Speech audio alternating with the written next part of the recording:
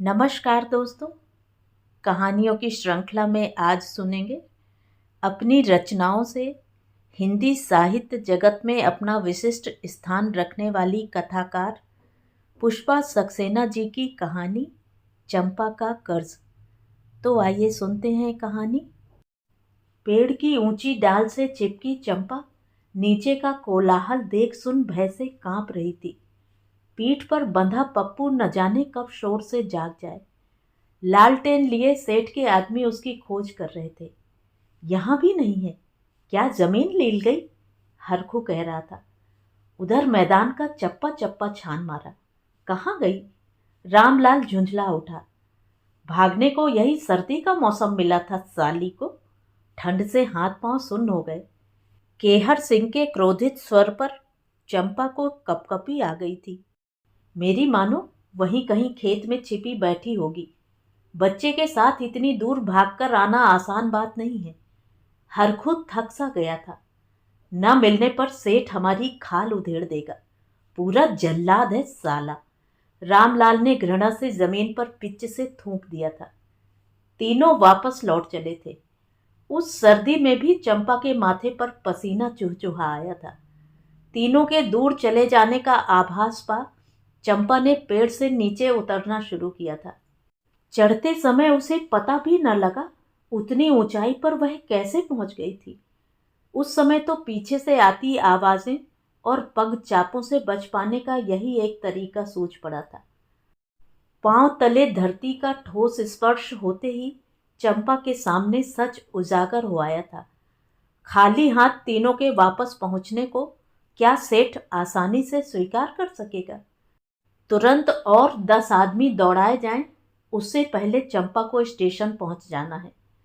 पीठ पर चिपके पप्पू को धोती से और कसके बांध चंपा दौड़ पड़ी थी। स्टेशन तक की दूरी तय करती चंपा हाँफ उठी थी। सामने आती रोशनी देख स्टेशन पहुंचने का भान हो आया था। जन शून्य स्टेशन देख चंपा आश्वस्त सी हो उठी थी। गले के नीचे नल का ठंडा पानी उतरते ही चंपा फिर डर से कांप उठी थी। तभी लाइनमैन ने घंटी बजा गाड़ी आने की सूचना दी थी। गाड़ी रुकते ही सामने आए डिब्बे में चंपा चढ़ गई थी। भगवान की कृपा, कंपार्टमेंट का दरवाजा खोल तभी कोई नीचे उतरा था। बदहवास चंपा सिर तक आंचल खींच गठरी से बंद खुले अपार्टमेंट में नीचे ही बैठ गई थी। सांस धौंकनी सी चल रही थी। बहते आंसू पोंछने की भी उसे सुध नहीं रह गई थी। वहां नीचे क्यों बैठी हो? आओ यहां बैठ जाओ। उस मिश्री से बोल पर चंपा ने सिर उठा ताका था।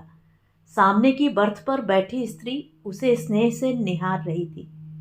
चंपा के अचकचाए मुंह को देख उसने फिर साहस दिया था। क्या बात है, क्या घर से झगड़ा करके आई हो?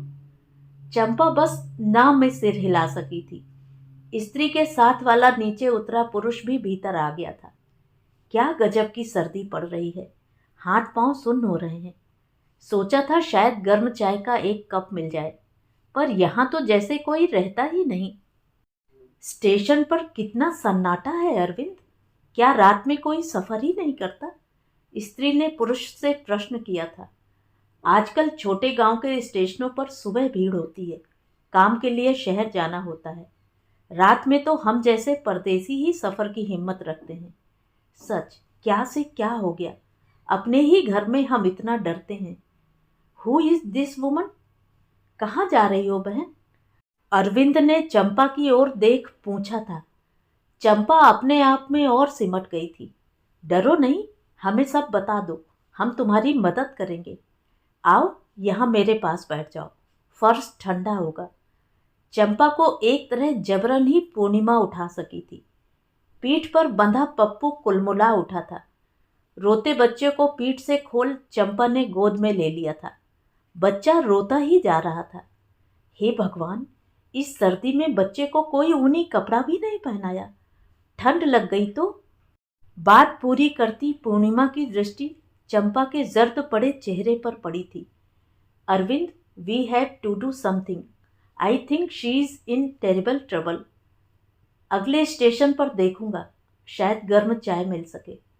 इस ट्रेन में फर्स्ट क्लास में चलना ही गलती थी हमारी। चंपा को एक चादर देती पूर्णिमा ने दिलासा सा दिया था। यह चादर उड़ा दो, बहुत सर्दी है, बच्चा ठंडा खा जाएगा। नहीं, रहने दें। बस इतना कहती चंपा की आंखों से आंसुओं की धार बह चली थी। अरे रे, ये क्या? बच्चे की जान से क्या ये चादर बड़ी है? जबरदस्ती चंपा के चारों ओर पूर्णिमा ने वह मोटा बेड कवर लपेट दिया था। दूसरे स्टेशन पर गाड़ी रुकते ही अरविंद उतरने को तत्पर था। इस स्टेशन पर अपेक्षाकृत जीवन के कुछ लक्षण परिलक्षित थे। उतरते अरविंद के हाथ में पूर्णिमा ने फ्लास्क थमा दिया था। देखो, अगर दूध मिल जाए तो लेते आना, बच्चा न जाने कब से भूखा है। पूर्णिमा के स्वर में मातृत्व छलक आया था। पूर्णिमा को 2 कप चाय पकड़ाते अरविंद ने सूचित किया था, ट्रेन यहाँ 5-7 मिनट रुकेगी, देखता हूँ शायद दूध मिल ही जाए। लो, चाय पी लो, तबीयत संभलेगी। तुम्हारा नाम क्या है? चंपा। वाह, बड़ा प्यारा नाम है। कुछ पढ़ी लिखी हो चंपा? 7 क्लास तक पढ़ी हूँ दीदी जी। इस समय कहाँ से आ रही हो? चंपा के चेहरे पर आतंक छा गया था। निरुत्तरित चंपा को साहस देती पूर्णिमा ने फिर कहा था, डरो नहीं चंपा, मुझे दीदी कहा है, मैं तुम्हारी मदद करूंगी।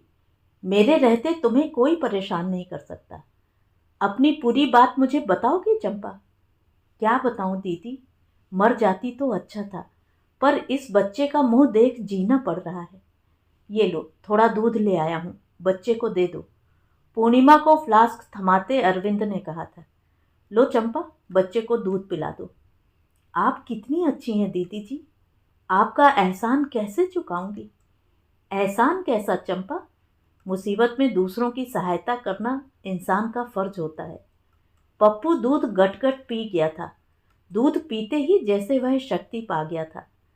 चंचल आंखों से इधर उधर ताकते पप्पू को पूर्णिमा प्यार से निहार रही थी। इसका बाप कहाँ है चंपा? यह गोरा चिट्टा बेटा तेरा ही है ना? कहीं से उड़ाकर तो नहीं ले आई? स्वर में परिहास खनक उठा था। यह मेरा बेटा है दीदी, सिर्फ मेरा। इसे मैंने जन्म दिया है बस। इसके बाप से इतनी लड़ाई कर डाली चंपा कि उसका नाम भी नहीं बताएगी। पूर्णिमा, मैं ऊपर सोने जा रहा हूँ, जरा ब्लैंकेट तो देना। पूर्णिमा से कंबल ले अरविंद ऊपर की बर्थ पर सोने चला गया था। फर्स्ट क्लास के उस कूपे में चंपा की उपस्थिति से उनकी स्वतंत्रता में बाधा आ गई थी, पर आश्चर्य कि दोनों में से किसी ने भी इस बाधा के कारण रोष प्रकट नहीं किया था। अब बता चंपा, इसके बाप को कहाँ छोड़ आई है? अगर इस अभागे को बाप का नाम मिल पाता तो 1000 दुख सहकर मैं वहां रह जाती दीदी। क्या मतलब? कैसे बताऊं दीदी, मैं भी औरत हूँ, जानती हूँ औरत किस तरह मजबूर की जाती है। मुझसे अपना दुख मत छिपा चंपा। लंबी कहानी है दीदी, पूरे 5 बरस बीत चुके हैं। शहर से 30 मील दूर झिंझर गांव में हमारा घर था। शराबी बाप ने हमारी कभी सुध नहीं ली। माँ किसी तरह लकड़ी पत्ते बटोर हाट में बेच हमारा पेट भरती रही। सबसे बड़ी मैं और उसके पीछे 5 भाई बहनों की जमात। सबको एक ही बीमारी, भूख बहुत लगती थी हम सबको। 10 साल की उम्र से अम्मा का बोझ उठाने लगी थी। अम्मा के साथ लकड़ियां बीनना, घर में चूल्हा जलाना, भाई बहनों का पेट भरना, साथ ही पीठ पर कोई ना कोई छोटा भाई बहन बंधा ही रहता। एक दिन नशे में धुत बाप के साथ एक जवान औरत आ खड़ी हुई थी। उस समय मेरी उम्र 13 साल की रही होगी। बाप ने बीमार माँ को डपट कर आवाज दी थी, ए लक्ष्मणिया, कहाँ मर गई? मेहमान को चाह बना कर ला। कैसी चाह? कहाँ से लाऊं चाह? 4 दिनों से बीमार पड़ी हूँ, बच्चों के मुंह में दाना तक नहीं गया। जड़ पत्ते उबाल कर पेट की भट्ठी भर रहे हैं। कौन है ये छैल छबीली? मुश्किल से माँ कह सकी थी। जबान लड़ाती है साली, निकल इस घर से। आज से इस घर में यह रहेगी, निकल अपने इन पिल्लों के साथ। बाप ने बीमार माँ को झटके से उठा खड़ा किया था। हम सब रोने चिल्लाने लगे थे। अपना बाप राक्षस लग रहा था दीदी जी। जी चाहा था उस औरत का खून पी सकती। क्रोध में माँ ने उस औरत के केश पकड़ने की गलती भी कर डाली। उसके बाद बापू ने हमें वहां एक पल भी ठहरने नहीं दिया था। जानवरों सा खदेड़ दिया था हमें। घर के बाहर बैठना चाहा तो बाप ने माँ को जान से मार डालना चाहा था। भय से हम सब माँ से लिपट गए थे। हमारे बुरे दिनों की कहानी यहीं से शुरू हुई थी दीदी। उस रात पास के घर के बरौठे में बैठ रात काटी थी। गांव के सभी घरों में वैसी ही हालत थी। क्यों री लक्ष्मणिया, सुना है तेरा आदमी दूसरी औरत ले आया है? माँ ने कपाल पर हाथ मारा था। छी छी, अब इन बच्चों का क्या करेगी? सिर के ऊपर छत भी न रही। हमार भाग ही खोटा रहा। भाग्य को दोख देने से पेट तो नहीं भर जाएगा, सिर पर छत तो नहीं पड़ जाएगी। कितने दिन जवान लड़की को ले बाहर पड़ी रहेगी लक्ष्मणिया? अब तुम ही राह दिखाओ भैया। ये बच्चे तुम्हारे ही हैं, इनकी रक्षा करो। अब तुमने भाई कहा है तो कुछ ना कुछ करना ही होगा। ठेकेदार से बात कर देखता हूँ, उन्हें कुछ काम वाली लड़कियां शहर ले जानी है। तेरी चंपा के लिए बात करके देखता हूँ। तब तक ये 50 रुपए रख ले, काम आएंगे। तुम देवता हो मोहन भैया, पर चंपा तो अभी बच्ची है, उतनी दूर शहर में अकेली। अरे तुम घबराओ नहीं लक्ष्मी बहन, मैं भी तो साथ रहूंगा। फिर चंपा अब बच्ची नहीं, जवान समझदार लड़की है। क्यों री चंपा? मोहन की उस दृष्टि ने चंपा को संकुचित कर दिया था। 2 दिन बाद ही मोहन मिठाई का पैकेट ले आ खड़ा हुआ था। ये ले लक्ष्मणिया, बच्चों का मुंह मीठा करा। ठेकेदार मान गया। चंपा की नौकरी पक्की हो गई। माँ के साथ भाई बहनों के मुंह भी खिल उठे थे। पेट भर खाना न पाने वालों को मिठाई देखे तो युग बीत चुके थे। पर भैया, हमार चंपा का ध्यान रखना, बहुत भोली है हमार बिटिया। अरे तू फिक्र न कर लक्ष्मणिया, तेरी चंपा बड़े मजे में रहेगी। फिर तू घबराती काहे है? कोई अकेली तो जा नहीं रही है, गांव से और छोकरियां भी तो जा रही हैं। कितनी पगार मिलेगी भैया? माँ का स्वर करुण हो उठा था। अरे पगार की चिंता काहे करे है लक्ष्मणिया? क्यों चंपा, ठीक कहा ना? मोहन की दृष्ट मुस्कान पर चंपा ने सिर और झुका लिया था। जाने के पहले मोहन ने माँ के हाथ पर 50 रुपए और धरे थे। चंपा को कलेजे से लगा माँ रो पड़ी थी। छोटा भाई तो उसका आंचल ही नहीं छोड़ रहा था। ट्रक चलते ही रोती चंपा भाई का नाम ले चीख उठी थी। लगा था सब कुछ हमेशा के लिए छूटा जा रहा था। मोहन ने चंपा के गालों पर प्यार से हाथ फिराते दिलासा दिया था, झूले में झूलेगी। चंपा के शरीर से सटकर मोहन बैठ गया था। जाने अनजाने उसके हाथ चंपा के अंगों का स्पर्श कर जाते थे। कहाँ जाती चंपा? ट्रक के उस कोने से तिल भर भी आगे बढ़ पाना असंभव था। 2 दिन 2 रात ट्रक में बैठे बैठे बदन अकड़ गया था दीदी। जानवरों की तरह हम हाके जा रहे थे। आखिर हमारा मुकाम आ पहुंचा था। मोहन चाचा ने गुहार लगाई थी, चलो चलो जल्दी नीचे उतरो लड़कियों, हमें यहीं रुकना है। एक दूसरे को ठेलते हम नीचे कूद पड़े थे। चारों ओर सरसों के पीले खेत, सामने मोटी धार से बहता पानी कितना लुभावना लगा था। चाचा ने आवाज दी थी, 10 मिनट में हाथ मुंह धोकर तैयार हो जाना, सेठ आने वाले हैं। उनको सब हाथ जोड़कर प्रणाम करना, समझी? नए वातावरण, खुली हवा में सांस लेते ही हम में नवजीवन आ गया था। मोहन चाचा एकदम मेरे पास आ बोला था, ए चंपा, तू इधर मेरे साथ आ, उन्हें उधर कुएं पर जाने दे। क्यों चाचा, मैं भी उनके साथ जाऊंगी। अरे पगली, उनका और तेरा क्या मुकाबला? तू तो रानी बनने के लिए ही ऐसा रूप और भाग्य लाई है। तू ही बता, तुझ जैसी रूपवती कद काठी की कोई दूसरी लड़की है यहाँ? चाचा ने चंपा के गाल मसल दिए थे। छी चाचा, हमें ये सब अच्छा नहीं लगता। चंपा रुष्ट हो उठी थी। उस बड़े खेत के पीछे उतना बड़ा महल सा घर खड़ा था। चाचा मुझे वहीं ले गया था। घर का द्वार खटखटाते ही हरखू बाहर आया था। कहो मोहन भाई, बड़े दिन लगा दिए। सेठ बड़ी याद कर रहे थे। क्या करूं, अच्छा माल खोजने में तो समय लगता ही है। हीरा क्या आसानी से पड़ा मिल जाता है हरखू भाई? बात तो ठीक कह रहे हो मोहन सेठ। लाए तो तुम सचमुच हीरा ही हो। सच कहो, हीरा कुंवारा है या? हरखू ने आंख मीच भद्दा सा इशारा किया था। सेठ के साथ ऐसी गलती की गुस्ताखी कर क्या जान से हाथ धोना है? एकदम नया ताजा माल लाया हूं। उन दोनों की बातों से चंपा का मन घबराने सा लगा था। मैं और लड़कियों के साथ जाऊंगी चाचा, मैं उन्हीं के साथ रहूंगी। तुमने तो माँ से यही कहा था चाचा। चंपा के बड़े बड़े नयन भर आए थे। अरे काहे घबरात है चंपा रानी, आ अंदर तो चल। कहा ना, तू दूसरों से अलग है। तू रानी है, वे तेरी दासी हैं। चंपा का हाथ पकड़ उसे लगभग खींचता सा मोहन घर के अंदर ले गया था। कमरे का वैभव देख चंपा की आंखें फटी रह गई थीं। एक नई साड़ी हाथ में थमा मोहन ने आदेश दिया था, सुन चंपा रानी, वो सामने नहान घर है, अंदर साबुन की बट्टी रखी है, नहा धोकर ये साड़ी पहन ले। ये साड़ी? हाँ हाँ, अरे ये सब तेरा ही है। एक क्या, सेठ 1000 साड़ियां पहनाएंगे तुझे, बस उनकी बात मानती जा। तेरी महतारी को भी ऐसी साड़ियां भेजेंगे हमारे सेठ। ब्लाउज तो है ही नहीं चाचा। अरे क्या गांव में तू ब्लाउज के साथ ही साड़ी बांधती थी चंपा? तेरा जैसा बदन क्या ढांपने की चीज है? मोहन की घृणित हंसी से चंपा और सिकुड़ गई थी। जल्दी से नहान घर में घुस गई थी। नल खोलते ही सिर के ऊपर से पानी की बौछार ने उसे पूरा भिगो दिया था।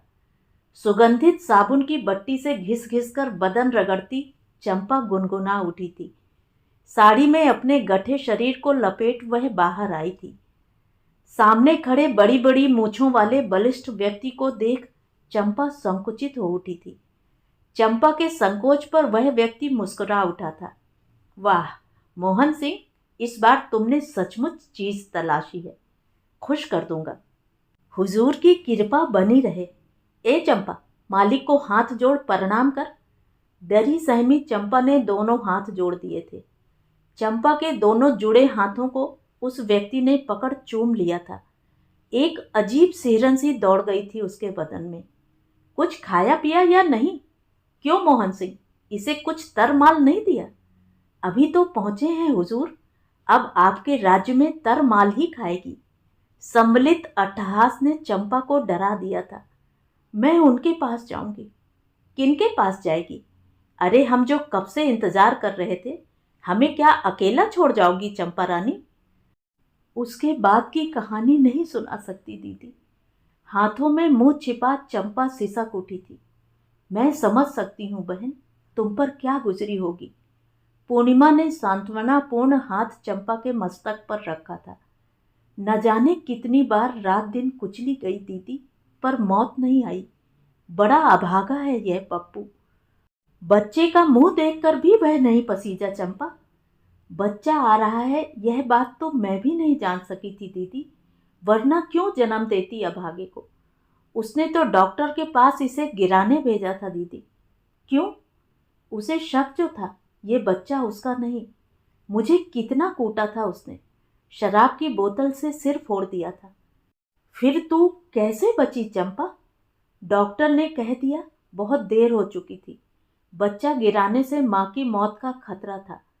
उसी ने कानून का डर भी दिखाया था, इसीलिए मेरी जान बच गई दीदी। पर बच्चे के जन्म के बाद बच्चे को भी वह मार डालता दीदी, पर मैं पैरों पड़ गई थी। 1000 कसमें खाई थी, जो वह कहेगा करूंगी, पर इसकी जान बख्श दे। ओह, पर इस समय तू यहाँ कैसे आई चंपा? उस सेठ के घर टीवी लगा था दीदी, उसी से जाना। कचहरी में जाने से मैं पप्पू का हक पा सकती हूँ। मेरी ही जैसी एक और की कहानी दिखाई थी टीवी पर।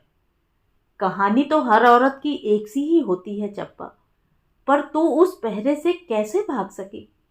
जब से टीवी पर वो कहानी देखी, सेठ को खुश करने की कोशिश करती रही। सेठ से जो पैसा मिलता उसे भी छिपाकर जमा करती गई। पर तूने भागने की क्यों सोची चंपा? बहुत सी लड़कियां इससे भी गई गुजरी जिंदगी बिता रही हैं, तू तो फिर भी सुरक्षित थी। सुरक्षित?